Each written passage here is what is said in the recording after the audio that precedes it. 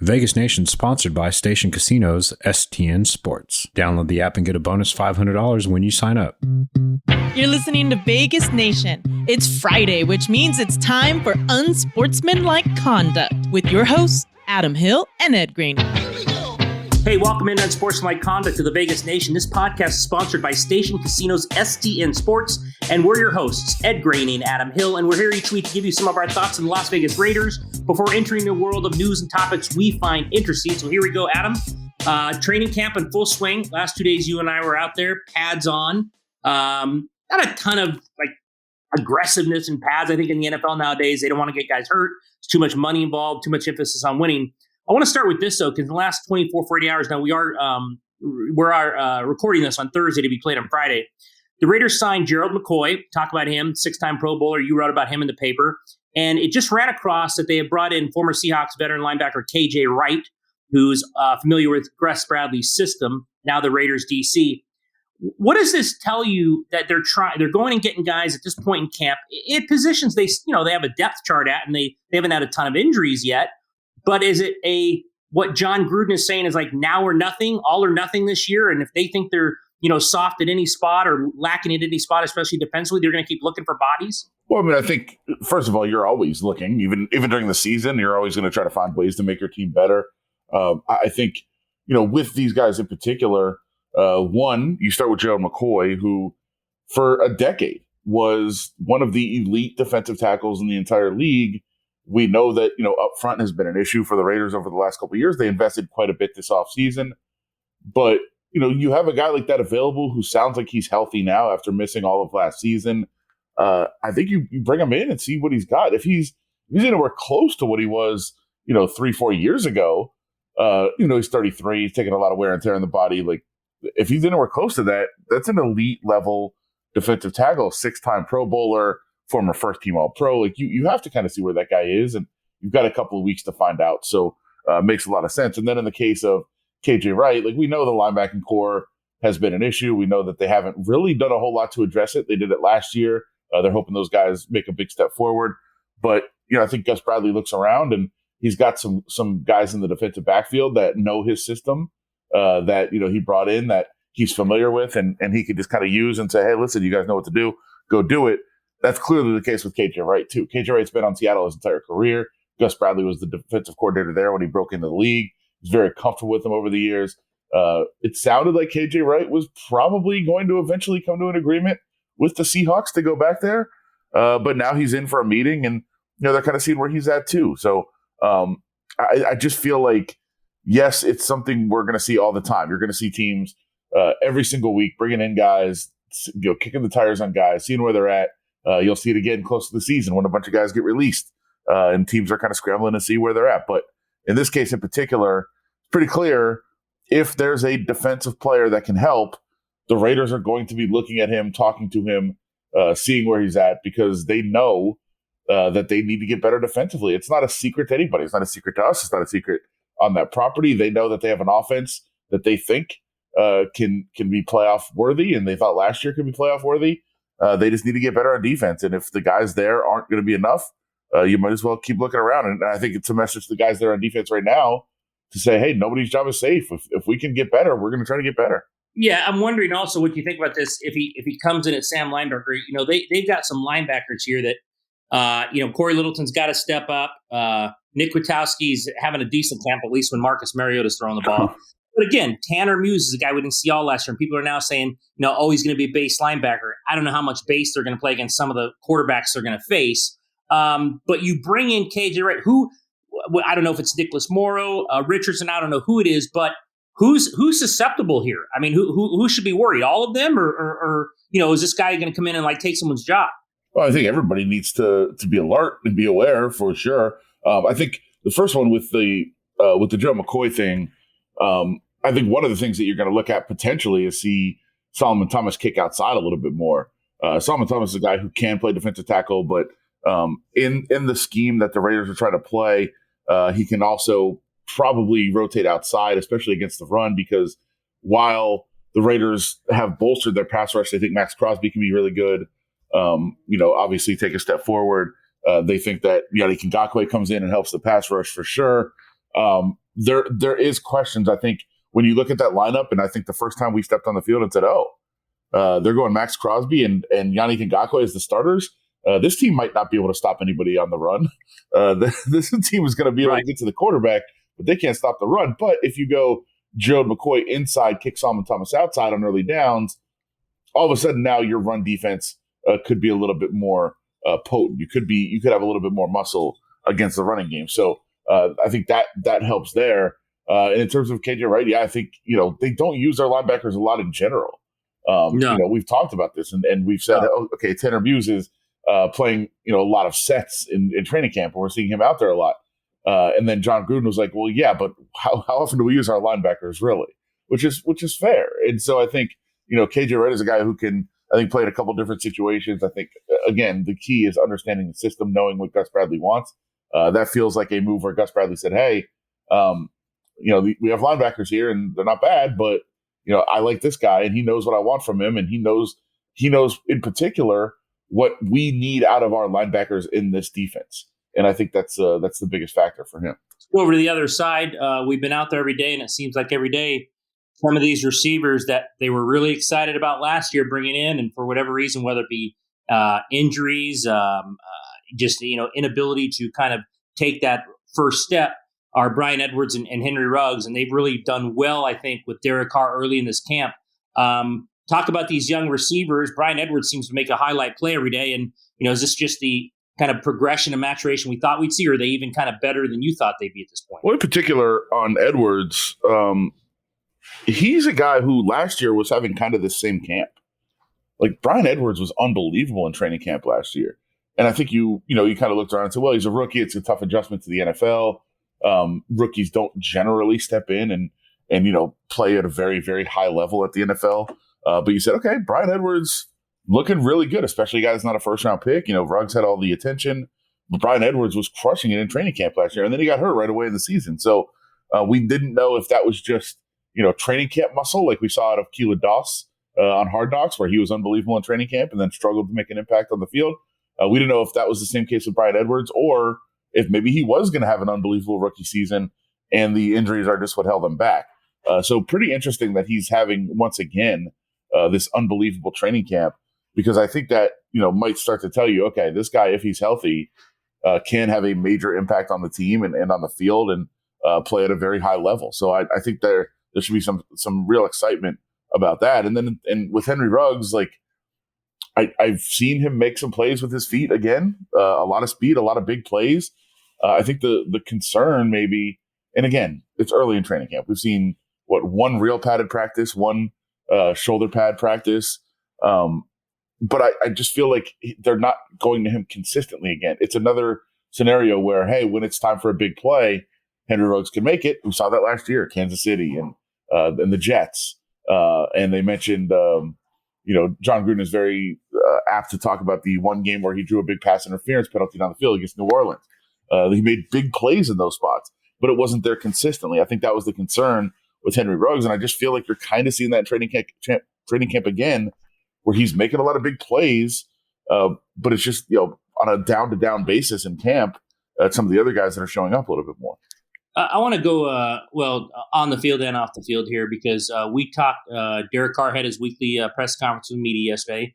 Had a lot of things to say, but we believe later in the week, perhaps on Friday, we'll talk to Carl Nassib for the first time in camp since he had made the announcement that he came out as gay and was going to see. I think people wondered, okay, what would an NFL locker room, what would an NFL players, how they would respond to this?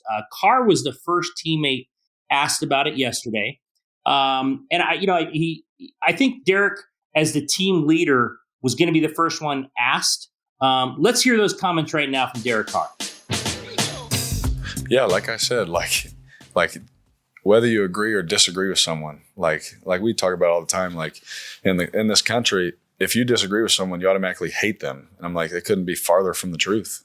Like I know a lot of people that disagree with me, or I disagree with them, and they're some of my best friends. You know what I mean? And when he came in, I just like to watch, and not one person from my point of view has treated him any different. He may have a different story. I don't know what his story is, but from my point of view, his locker is just a few down, from mine. And I want to make sure that, he knows that, man, we just want him to play as hard as he can so we can win a Super Bowl. That's what we're here to do. Whether someone agrees or disagrees with what he does on or off the field, that's everybody's opinion, and leave it like that. But, we're still a family when we come in this building. We better treat them like such. And so from my point of view, it's been good. But I don't know if Carl would say the same. I don't know. But from what I've seen, it's been good. Adam, I know you had these comments in the paper. Tell me what you thought about Derek Carr. I thought he was professional about it. I thought there's no question that there was a definite situation there where I don't think he agrees with what went on in terms of Carl Nassib's lifestyle. I think you can read that through the lines, but I thought he made the points of he's on the team. He's our teammate. It's about winning. How did you think Derek Carr pulled this off in terms of what his response was to this question? Well, I think it's pretty multifaceted. I mean, I feel like the words that Derek Carr used are somewhat problematic. They are. I mean, it's not a full accepting, of Carl Nassib, obviously, and you don't have to do that. But I think everybody in that room, I don't want to speak for you, but I think everybody in the room when Derek Carr was speaking was a little bit taken aback. Like, whoa, this is not like, I don't think what you would expect out of just hey, well, that announcement doesn't matter. We're all teammates and we're good. Like that wasn't what Derek Carr was saying. It was like, hey, there's disagreement, certainly with his lifestyle choices, which again, problematic. Yes. But I think there's another level to this of one of the things that does bother me oftentimes is, people are judgmental of how other people they're judgmental of how other people talk about certain situations, but you're judging, like, you have to judge intent is what I'm getting at here. And so, yeah, I think he wasn't artful with his terms. I think when if you were to know anything about the situation, you would look at that and say, yeah, that's not an ideal statement for somebody to make, but not everything has to be ideal. I think we have to judge people's intent more than just their words and what, they specifically say. And when somebody is trying to be, an ally or trying to be on the right side of a situation or of a topic, we too often lump in the people that are just slightly off in their terminology with the people that are truly hateful. And, yes. And I think that happens often. And I think Derek Carr wasn't hateful. I don't think there was anything, there was no malice with what he was trying to say. He just wasn't artful with what he was saying. And I think it's really dangerous to loop people in that are inartful with people that are hateful. And I think that's a mistake that I think some people made with these quotes, where it's like, okay, listen, it wasn't ideal. It wasn't the perfect wording. It wasn't what you would want, maybe if you're an advocate or somebody that's on that side. But you also don't hate somebody just because they're not fully up on how to talk about something. And I think that's an issue we have in society. Locals know the STN Sports app is the most trusted sports betting app in Nevada. They have convenient sign-up locations across Las Vegas, so download the STN Sports app today. Download and get a bonus up to $500 when you sign up at any of our convenient locations. I'm Jeff Gehrman, an investigative reporter with the Las Vegas Review-Journal. I'm your guide for Season 2 of Mobbed Up, The Fight for Las Vegas. You're in with every gangster and hoodlum in the United States. I don't go for that, Mr. Kennedy. I don't go for that kind of action. I was on television accused of fronting for the mob. Subscribe to Mobbed Up, The Fight for Las Vegas, Season 2, today on Apple Podcasts, Spotify, or wherever you get your podcasts. Liberty Mutual Insurance customizes car insurance so you only pay for what you need. You know what? Honestly, that's all we really want, fairness. We want it in sports, we want it in life. That's why all sports we love have rules. That's why we have offsides, so players don't float down the field or the ice and get cheap breakaways. That's why there are foul poles, sidelines, and out of bounds. In sports, the goal of fairness is built right in. Life doesn't work that way, as we all know, but Liberty Mutual is trying to make insurance work that way. That's what only paying for what you need is all about. And when you do that, you can also save a lot of money. So switch and save when you customize your car and home insurance with Liberty Mutual and only pay for what you need. What's more fair than that? Way to go, Liberty Mutual. This message was brought to you by Liberty Mutual Insurance Company. Visit libertymutual.com to learn more.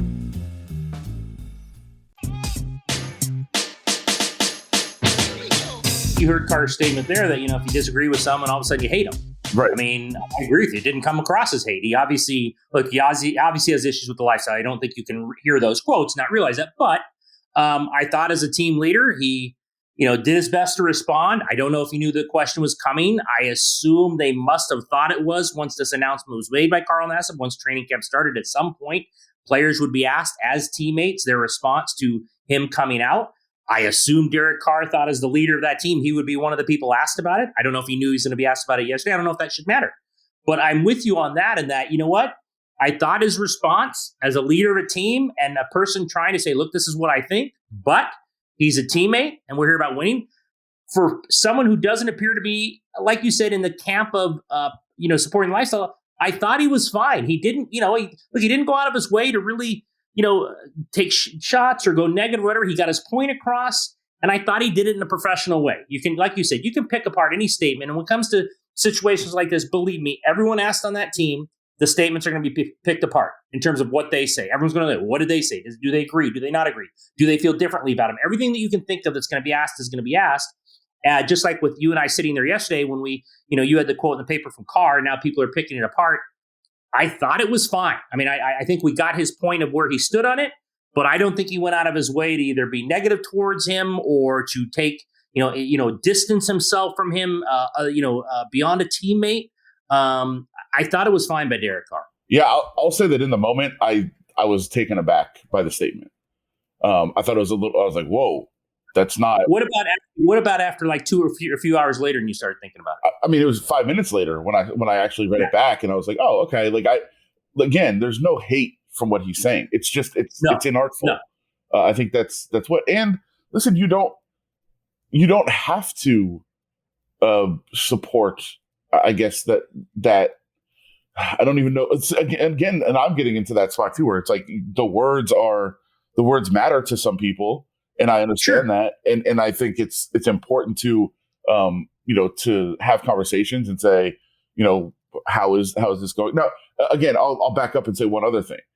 There was a point in what Derek Carr said, and we just heard it there, where he's like, "Listen, I've been observing, and I want to make sure that Carl Nassib is treated the same way he always has been, and everything else." And I think that's very important. It's very supportive and helpful. But then he said, "I don't know what Carl would tell you."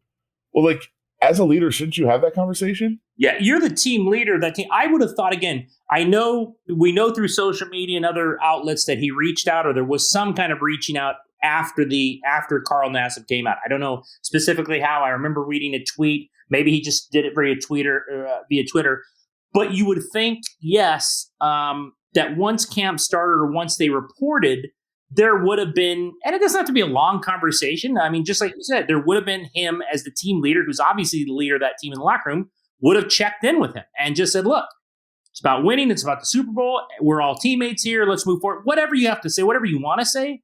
But you're right. The idea that a team leader's first response was, I'll sit back and watch in terms of how people react. That's a little surprising given his stature. This is a third string offensive lineman. That's fine. Yeah. He said, hey, his locker is 3 spots down from mine. I've been watching to make sure that, everybody treats him the same and doesn't, call him anything. He's like, but I don't know what he would tell you about that. Well, he's right there. Ask him. Yeah. Hey, how's everything going? Everything cool? Everybody treating you still the same?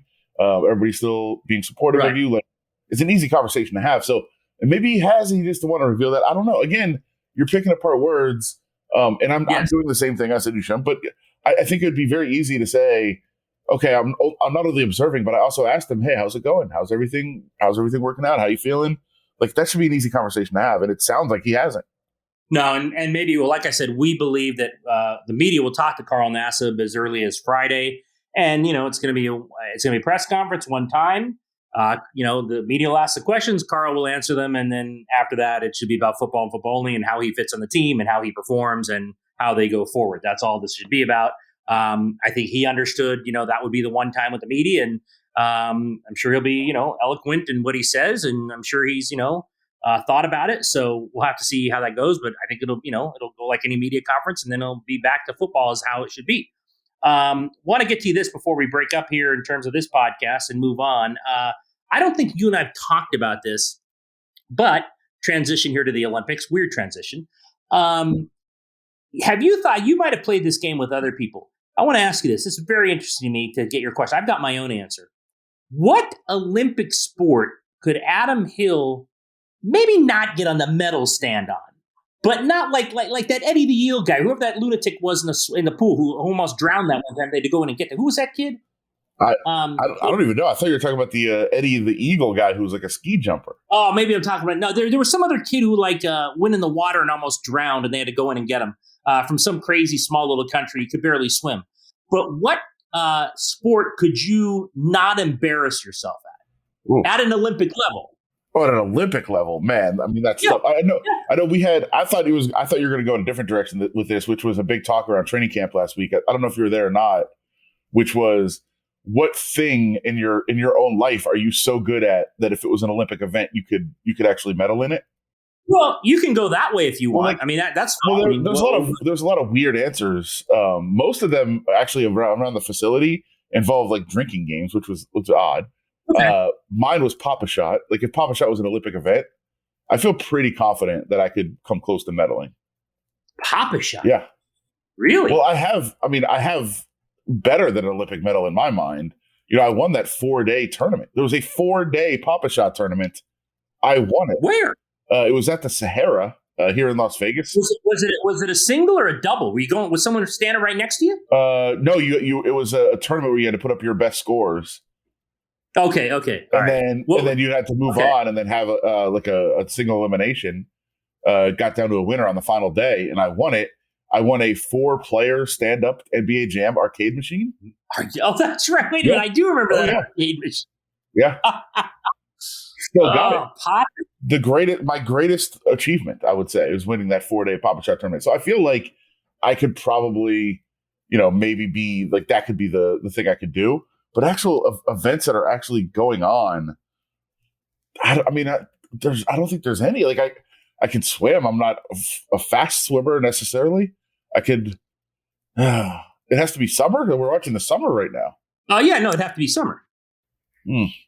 Definitely not like kayaking. That looks impossible.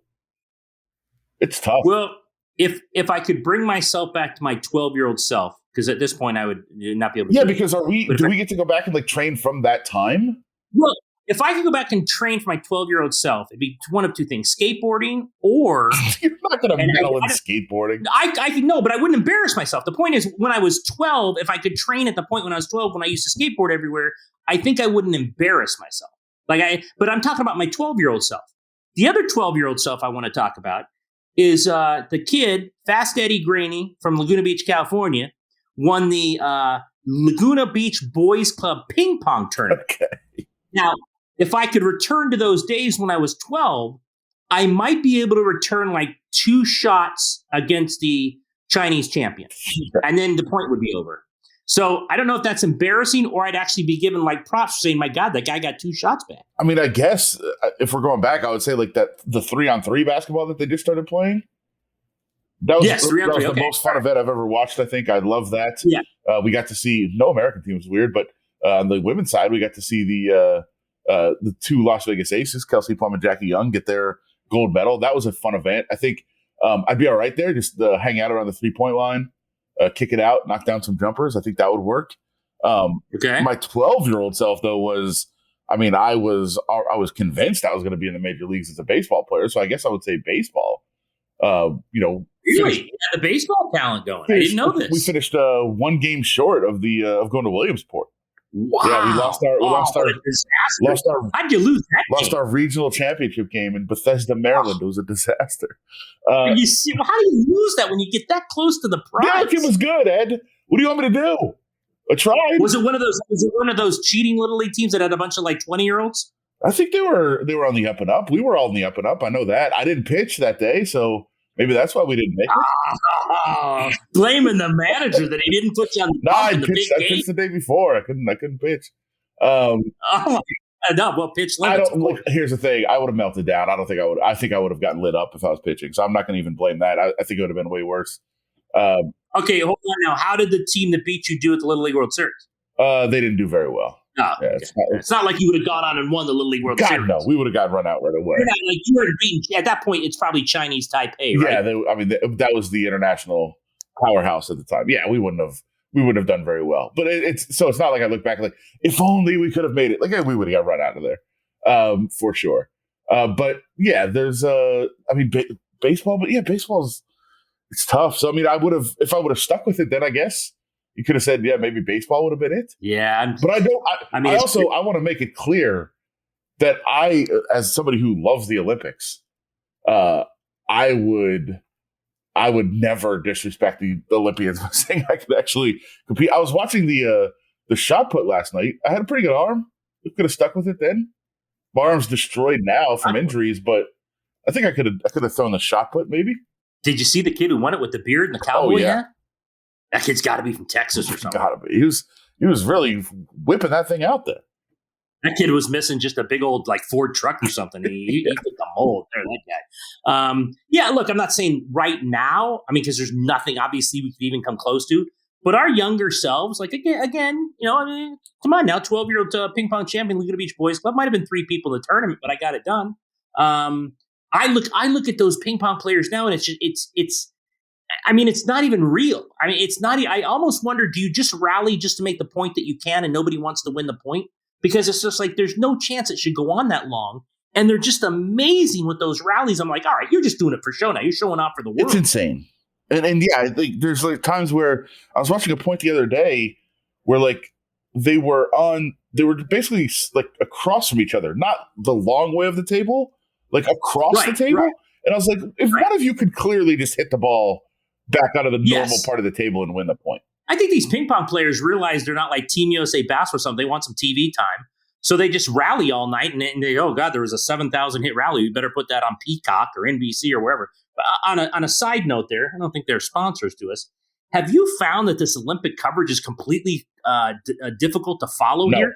I don't know what's on. I will fight you on this. Why? The kid had me get the credit card out last night to buy something called Peacock Television to watch Team USA, and I know I'm going to forget to cancel that. So these people are going to be charging me $4.50 for the next 10 years. First of all, you shouldn't cancel Peacock. It's amazing. I purchased a 2-year Peacock plan before it ever went live. I was so into Peacock before it ever went live. I was all in. You get The Office is now on Peacock, so you get The Office, and I've watched an episode of The Office every day of my life, at least since it started. So I had to get it for that. But they've also got a ton of other old shows that are really good, and a bunch of sports. By the way, I believe you like to watch Notre Dame games. Yes. Notre Dame opener against Toledo exclusively on Peacock. All right, well, I'll keep it for a few more months. For that, and every SNL ever. There's so many great shows on there, and movies, and sports. It's great. And this is like Disney, where I can't find the button to cancel. That's what they get you in there on the $4.50 a month. Then you go back to the main screen to your account. Nowhere on there is cancel subscription. To cancel Disney, I had to unearth Walt Disney from the grave to get that thing canceled. They never let you cancel these television stations that you really don't want in the long run. I have a bigger problem with something else that I'm not going to mention on this podcast. That all right, that sounded worse than it is. I'm not going to say it. I have subscriptions to some news outlets that I cannot cancel, and they keep charging me, and I can't figure out how to stop them. Be very careful there. I'll keep Peacock, and I'll trust you. Well, of course I'm keeping it. There's no chance I'd ever be able to cancel it. Now that the Sun had one basketball game on there, I'll be able to force to watch it. The Peacock service with the Olympics, there's just a channel for every sport, and you just go to the sport that you want to watch, and you watch it all the time. It's incredible. I love it. Yeah, I didn't. It was too confusing to me last night. I just wanted to find Vashti Cunningham in the prelims at the high jump, and I couldn't find her. And I'm like, what am I paying for this? Why don't you just go to the track and field channel on Peacock and watch it as I did? Because on track and field, it looks like it only does specific races and moments. The track and field channel shows every track and field event. I was watching the women's heptathlon. All right, well, I'll try it tonight, but I'm not fired up about the NBC coverage. Well, and on the main station, it's only skateboarding, beach volleyball, track and field, and swimming. They don't show anything else. And gymnastics. That's it. That's why if you want to watch those things, you get Peacock and watch them. All right, well, we've talked enough about it. Maybe next week we'll be sponsored by Peacock. For now, though, that's going to do it for our latest edition of Unsportsmanlike Conduct, the Vegas Nation. Now, this podcast has been sponsored by Station Casinos STN Sports. Remember now, there are new episodes of Vegas Nation every Monday, Wednesday, and Friday. Subscribe to Vegas Nation on Apple Podcasts, Spotify, or any podcasting app. You can support this show by leaving a rating and review on Apple Podcasts, and can find all our coverage at vegasnation.com. For Larry, Adam, I'm Ed. We'll talk to you next week, again from training camp.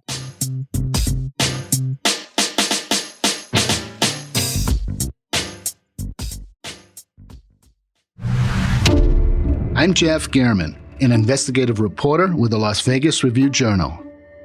In partnership with the Mob Museum, I'm your guide for Season 2 of Mobbed Up, The Fight for Las Vegas, a true story about money. And so it was their piggy bank. They had the ability to get loans for whoever they wanted to get loans for.